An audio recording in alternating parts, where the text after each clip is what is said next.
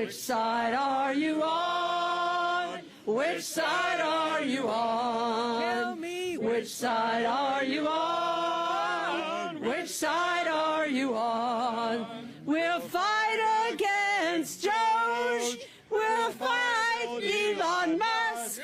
No Wheatland scab within our walls. We'll fight from dawn to dusk. Oh, which side are you on? Which side are you on? tell me. Which side are you on?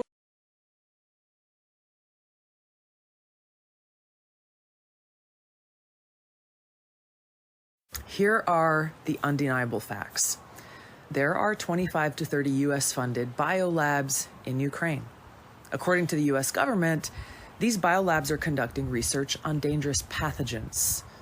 Ukraine is in an active war zone with widespread bombing, artillery, and shelling, and these facilities, even in the best of circumstances, could easily be compromised and release these deadly pathogens. These pathogens know no borders. If they are inadvertently or purposely breached or compromised, they will quickly spread all throughout Europe, the United States, and the rest of the world, causing untold suffering and death. So in order to protect the American people, the people of Europe, the people around the world, these labs need to be shut down immediately, and the pathogens that they hold need to be destroyed. Instead of trying to cover this up, the Biden-Harris administration needs to work with Russia, Ukraine, NATO, the UN to immediately implement a ceasefire for all military action in the vicinity of these labs until they're secured and these pathogens are destroyed. Now, in addition to all this, the U.S. funds around 300 biolabs around the world who are engaging in dangerous research, including gain of function, similar to the lab in Wuhan. Now, after realizing how dangerous and vulnerable these labs are, they should have all been shut down 2 years ago, but they haven't. Now, this is not a partisan political issue. The administration and Congress need to act now for the health and well-being of every American and every person on this planet. He, Adam Schiff, the single most person who is responsible for spreading disinformation on Russiagate, saying he had evidence Donald Trump colluded with Russia, saying the intelligence community had all this information, and then going out to the mainstream media and feeding them these lies because they were in bed with him to spread a false narrative for 4 years and bamboozle the world into believing that Russiagate actually happened and Donald Trump conspired with Russia. It was a total falsehood. Adam Schiff knew it at the time. I was running the Russiagate investigation. He was the leader of the minority on the House Intel Committee. Devin Nunes was then chairman. He had access to all the information we had access to. The transcripts are the best example. The 60-some-odd transcripts that I took at depositions of cabinet secretaries, intel officials, DOJ, FBI, Fusion GPS, all the like. We finally forced those deposition transcripts to light, and what did they show? The headline, Adam Schiff knew the entire time there was no factual basis to perpetuate the Russiagate narrative. So when a guy like that issues this tweet, America should pause and say, the King Kong of disinformation is now coming up and saying he's all of a sudden scared that Twitter is going to be the landing ground for disinformation, when you and I have been talking about it rightly so over the last few years. Twitter has been the ground where people spread defamation, where people attack others mercilessly. And Twitter's hypocrisy on who they let on their platform and who they kick out has been on full display for years. They've suspended folks like, obviously, President Trump, Babylon Bee, and all these other journalists who were actually doing fact-based reporting. You wrote to him and you asked, do I get a kickback? Too much fooking, F-O-O-K-I-N-G, money. Do you deserve it all? Question mark. Let's discuss. Would you like to explain? That's typical black humor between people like Peter and me and other folks who show up in these emails. And he responded saying, thanks for the kind words, and of course there's a kickback. I'm from Kentucky, and I've got to say Mitch McConnell's no vote on Tulsi Gabbard's nomination is a disgrace. This isn't about what's best for the country. It's about clinging to the same old political games. Tulsi has served this nation with honor, and Kentuckians respect that. Mitch? He's more interested in protecting the swamp than representing the people who put him in office. This vote doesn't reflect Kentucky values at all. It reflects his own self-interest, and we see right through it. We are at an unprecedented moment. Our financial systems are facing huge risks from the economic chaos of President Trump and his co-president, Elon Musk. President Trump ran on this. I mean, he said we're going to look for wasteful spending across our government. We're $36 trillion in debt, y'all. That's not only fiscally irresponsible, it is actually morally irresponsible. And the difference in this administration and the last administration is that President Trump is actually the final arbiter. And it's interesting that none of you had anything to say over the last 4 years when it is clear that our commander-in-chief was not in command. And if we're going to use the term co-president, then let's go back and say co-president Jake Sullivan, co-president Ron Klain, co-president Jill Biden. I mean, it seems that some of the biggest decisions were made during the president's afternoon nap time. And so I just think we need to be a little bit more honest about what's been laid out and what's actually occurring. Can you please explain to me how people can be so unbelievably stupid as to fall for this Doge crap? Well, smart, rational people often seem stupid to stupid people, so let's let them continue. Elon Musk and Doge, this has nothing to do with saving money. Do you really think Donald Trump gives a damn about cutting the budget? Donald Trump, when he was president, ran up the biggest deficits in American history. He added more to the national debt on an annual basis than any other president ever. These individuals are so disingenuous and so intellectually dishonest. Notice in his video, he doesn't tell you why Trump ran up the largest deficit. And he doesn't because it's not convenient to the propaganda he's trying to push. So let's break this down a little bit. During Obama's second term, the deficit increased by about $3.5 trillion. Just keep that number in mind for later. Under Trump, the deficit increased by about $7.8 trillion.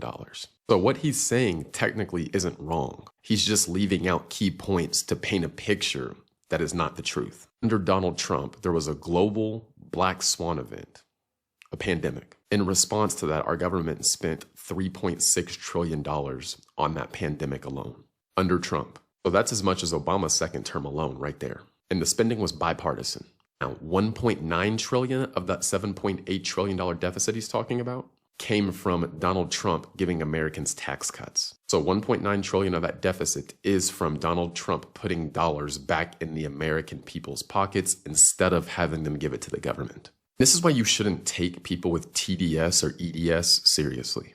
It blocks their ability to be a rational or reasonable person. So the only thing that matters is finding a way to slander Donald Trump or Elon Musk. The truth doesn't matter. Being intellectually honest doesn't matter. The only thing that matters is slandering Donald Trump or Elon Musk. It's crazy because these are grown adults acting like children.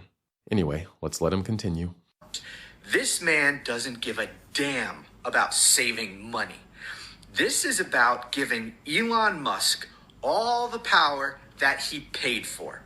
I'm telling you, TDS needs to be studied. At the rate our deficit is increasing, our government and our country is on pace for economic collapse. If we don't change something, the only thing our government will eventually be able to commit money to is servicing debt, meaning no federal employees are getting paid, no SNAP benefits, no food stamps, no Section 8, no Social Security, and that is what Trump and Elon are trying to fix. You can't just have your debt spiral out of control forever and not expect anything to happen. But again, TDS blocks people's ability to be rational or reasonable. That is the reality of why they're doing what they're doing. Do not listen to these fearmongers. In case you missed it, here's the Doge report for today.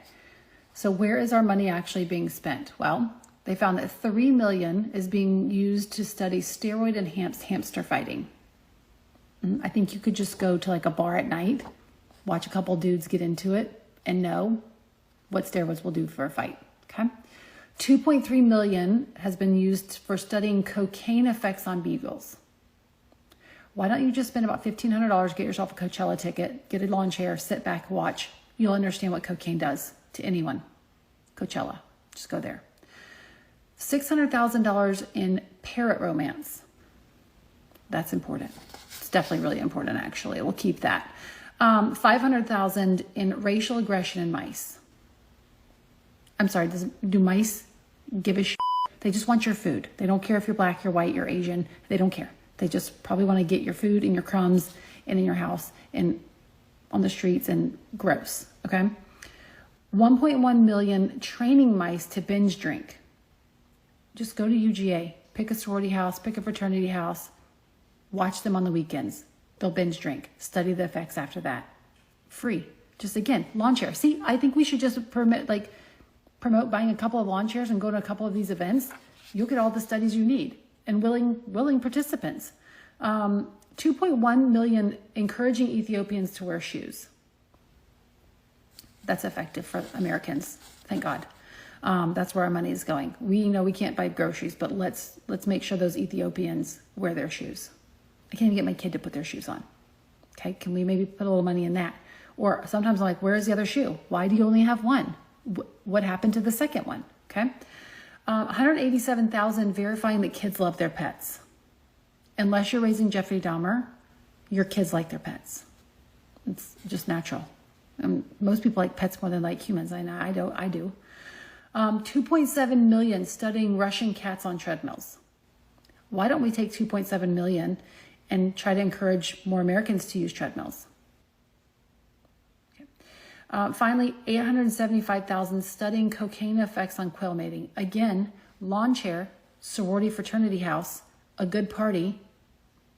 Watch what happens when cocaine enters the room. So in case you missed it, that is where your hard-earned dollars are going this week in the Doge Report.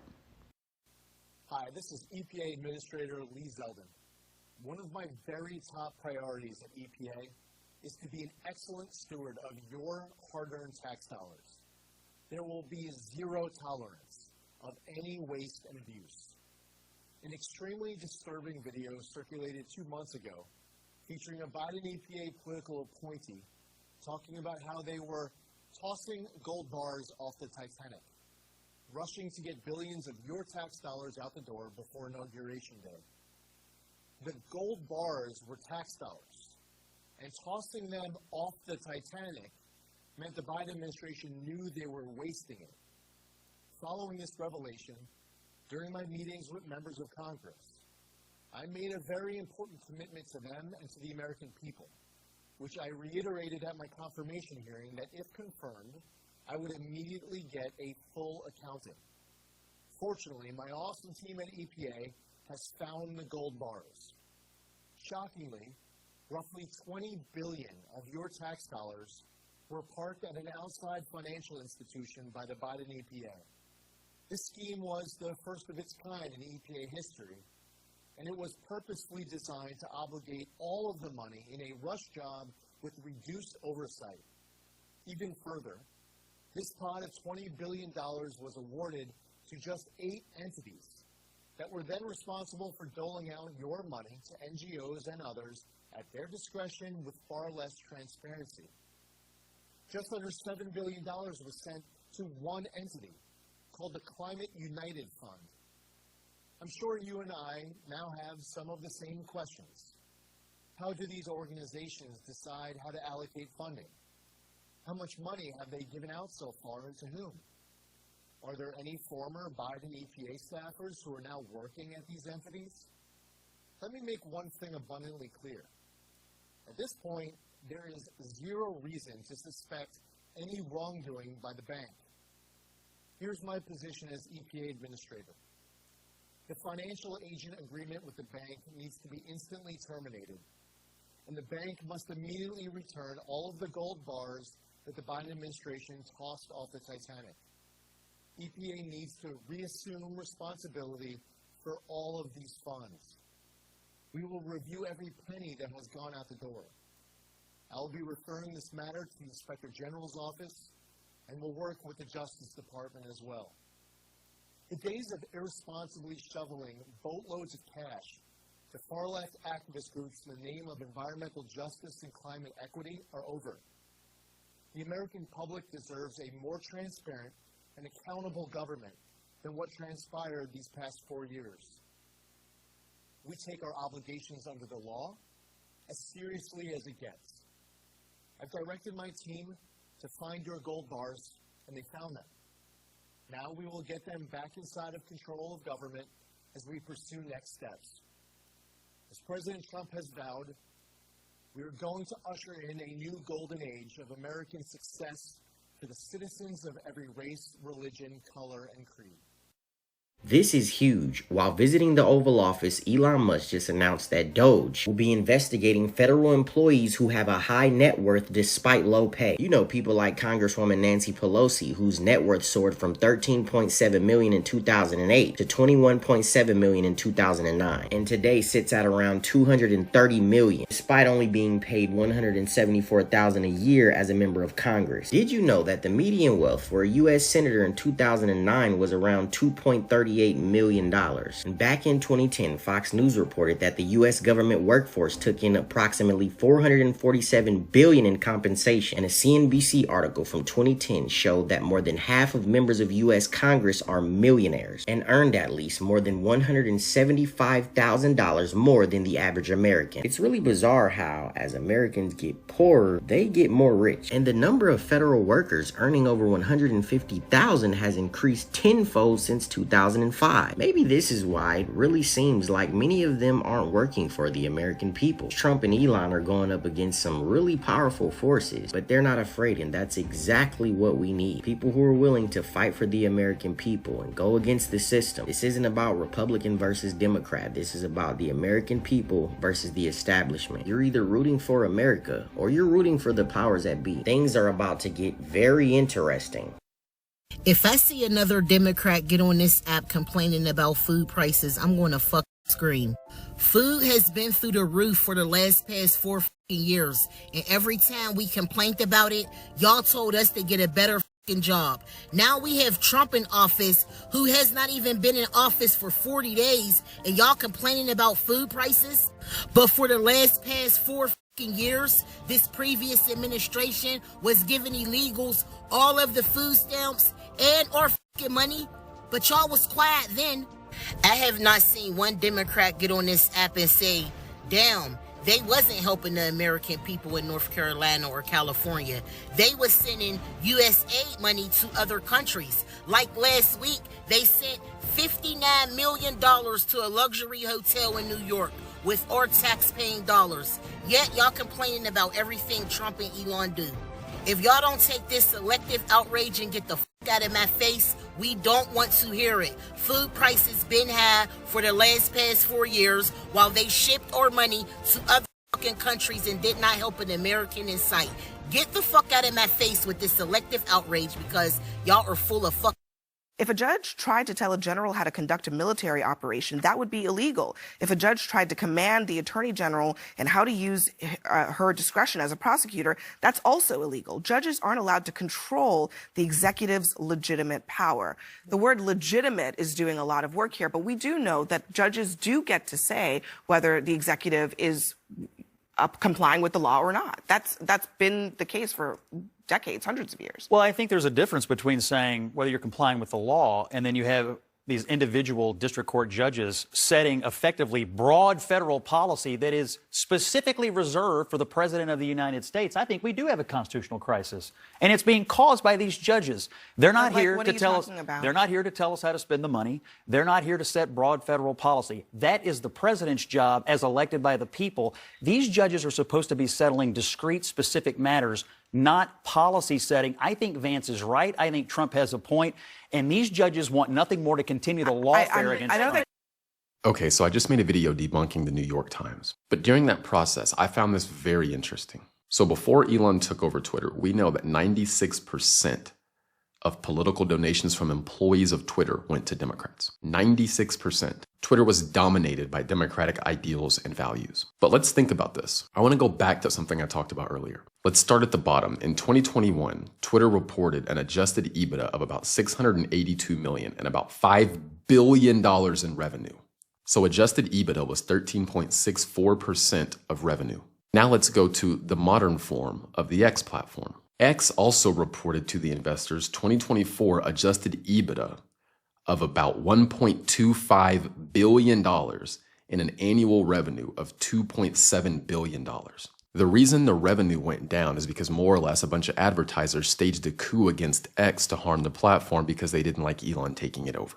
So Elon comes in, fires unnecessary people, and gets rid of unnecessary redundancies. And with about half of the revenue, they double the EBITDA.